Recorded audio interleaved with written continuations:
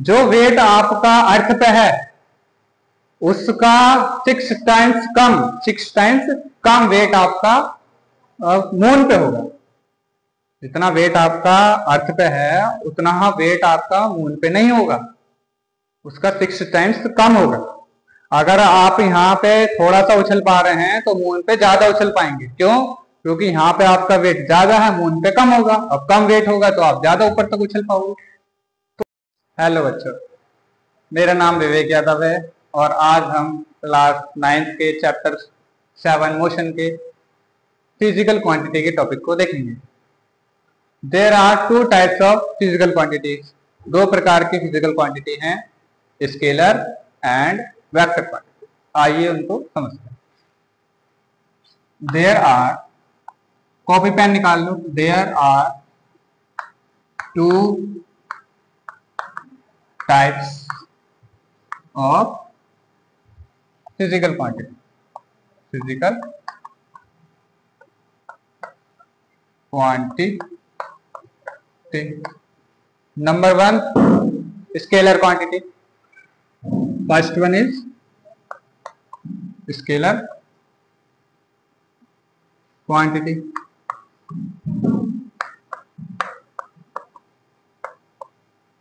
Scalar quantity क्या होती हैं? वो क्वांटिटी जिनके पास सिर्फ और सिर्फ क्या हो? मैग्नीट्यूड हो। मैग्नीट्यूड मतलब सिर्फ और सिर्फ न्यूमेरिकल वैल्यू हो, सिर्फ नंबरों की वैल्यू, उनको हम बोलते हैं स्केलर क्वांटिटी। तो आइए इसकी डेफिनेशन देखते हैं। The quantity the quantity the quantity which have only magnitude, सिर्फ और सिर्फ magnitude, only magnitude.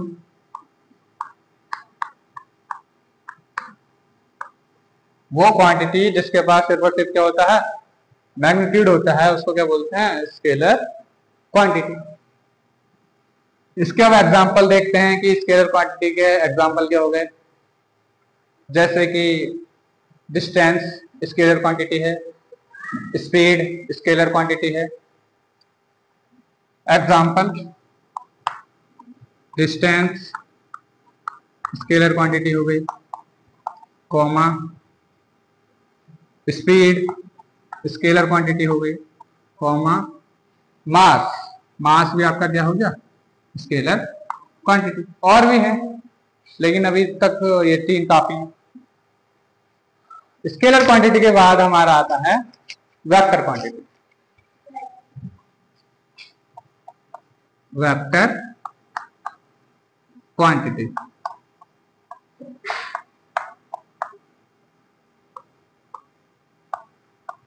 Vector quantity क्या होगी? वो क्वांटिटी जिसके पास दोनों हो, डायरेक्शन भी हो और मैग्नीट्यूड भी हो। ऊपर वाले के पास, स्केलर वाले के पास सिर्फ और सिर्फ क्या थी? मैग्नीट्यूड। वेक्टर वाले के पास दोनों होते हैं, डायरेक्शन भी और मैग्नीट्यूड भी। तो इसकी डेफिनेशन क्या लिखोगे? The quantity which have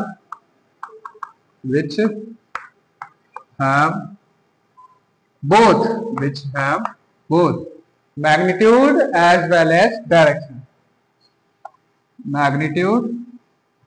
magnitude मैंने इधर लिखवाया नहीं तो आप लिख लीजिए कि न्यूमेरिकल वैल्यू। मैग्नीट्यूड का मतलब क्या होता है? Numerical value.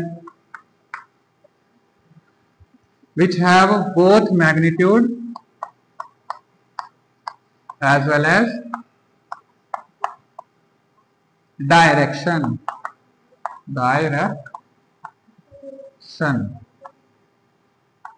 अब इसके एग्जांपल देखते हैं कि वेक्टर क्वांटिटी के क्या क्या एग्जांपल हैं।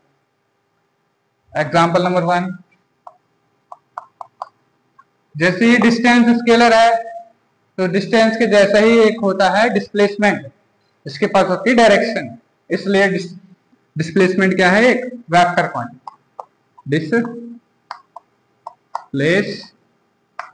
आगे हम पढ़ेंगे कि डिस्टेंस और डिस्प्लेसमेंट क्या है, स्पीड और वेलोसिटी क्या है, ये डिटेल में आगे पढ़ेंगे।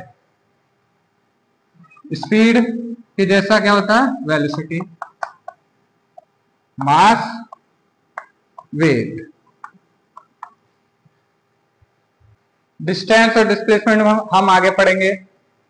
स्पीड और वेलोसिटी में क्या अंतर हो गया थोड़ा सा बता देता हूं कि जैसे कि हमने मान लिया कि एक कार है, वो हाईवे पे जा रही है और 40 किलोमीटर पर आवर की इसकी स्पीड है। 40 किलोमीटर पर आवर हमने बोला तो हमने उसकी स्पीड बताई, लेकिन अगर हमने कहा कि एक कार 40 किलोमीटर पर आवर की स्पीड से जा रही है, नॉर्थ में जा रही है या साउथ में जा रही है, अगर उसके साथ डायरेक्शन बता दी तो वो क्या हो जाएगा, वेक्टर क्वांटिटी। अगर आपने डायरेक्शन नहीं बताई तो स्केलर क्वांटिटी है, यानी वो स्पीड है।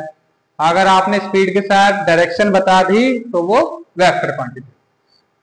मास हमारा सेम रहता है, जितना भी हमारा बॉडी का मास है, हड्डियों का मास है, मसल्स का मास है, जितने भी हमारे बॉडी के अंदर मसल, सब चीजों का मास है वो सेम रहेगा। चाहे आप अर्थ पे रहो या आप मून पे रहो, वो सेम रहेगा। कहीं भी चले जाओ आपका मास सेम रहता है, लेकिन वेट अलग हो जाता है। वेट अलग क्यों होता है, क्योंकि वेट डिपेंड करता है ग्रेविटी पे। वेट किस पे डिपेंड करता है, ग्रेविटी पे। W इक्वल टू mg एक फॉर्मूला है, वो आप आगे पढ़ोगे। वेट ग्रेविटी पे डिपेंड करता है। जो वेट आपका अर्थ पे है उसका 6 टाइम्स कम वेट आपका मून पे होगा। जितना वेट आपका अर्थ पे है उतना वेट आपका मून पे नहीं होगा, उसका 6 टाइम्स कम होगा। अगर आप यहाँ पे थोड़ा सा उछल पा रहे हैं तो मून पे ज्यादा उछल पाएंगे। क्यों, क्योंकि यहाँ पे आपका वेट ज्यादा है, मून पे कम होगा। अब कम वेट होगा तो आप ज्यादा ऊपर तक उछल पाओगे। तो वेट अलग अलग है। वेट में क्या है, वेट वेक्टर क्वांटिटी कैसे है, क्योंकि वेट में ग्रेविटी, वेट का फॉर्मूला ग्रेविटी के हिसाब से आता है, अनुसार आता है। और ग्रेविटी के डायरेक्शन होती है, हर किसी को पता है। अगर मैं ये चौक को छोड़ूंगा तो कहाँ जाएगी, नीचे को जाएगी, यानी एक ग्रेविटी की डायरेक्शन होती है। तो इसका मतलब वेट की भी एक डायरेक्शन आ गई, और डायरेक्शन आ गई तो इस वजह से वो क्या कहलाएगी, वेक्टर क्वांटिटी कहलाएगी। देखते हैं डिस्टेंस और डिस्प्लेसमेंट। डिस्टेंस क्या होती है, it is the total path length covered by an object. एक ऑब्जेक्ट टोटल दूरी को जितना कवर करता है उसी को डिस्टेंस बोलते हैं। क्या लिखोगे आप, it is the total path length, path मतलब रास्ता, जितनी भी टोटल दूरी कवर करी है। It is the total path length covered by an object. Total path length covered by an object, इसको बोलते हैं डिस्टेंस। डिस्प्लेसमेंट क्या होती है, किन्हीं भी दो पॉइंट के बीच की सबसे छोटी दूरी, दो पॉइंट के बीच की सबसे छोटी दूरी को हम बोलते हैं displacement. It is the shortest distance. Displacement क्या होती है, displacement is the shortest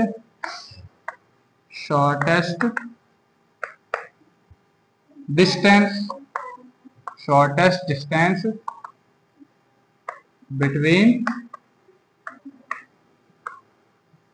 two points कह लो, आप 2 पॉइंट्स भी लिख सकते हो, और between initial point and final point भी लिख सकते हैं, आपकी मर्जी। Between 2 points. डेफिनेशन की बात हो गई। आप देखते हैं कि ये कौन सी क्वांटिटी है। अभी हमने पीछे ही लिखा था कि डिस्टेंस कौन सी क्वांटिटी है और डिस्प्लेसमेंट कौन सी क्वांटिटी है, तो आपको इसको दोबारा लिखना है कि इट इज आ डिस्टेंस क्या होते हैं, scalar quantity. It is a scalar quantity. और ये कौन सी क्वांटिटी होगी, it is a vector quantity. It is a vector quantity, quantity ये एक स्केलर क्वांटिटी है, ये एक वेक्टर क्वांटिटी है। इसकी भी एसआई यूनिट की बात करें तो दोनों की एसआई यूनिट क्या होगी, सेम होगी। डिस्टेंस की एसआई यूनिट भी मीटर है और इसकी एसआई यूनिट भी मीटर है।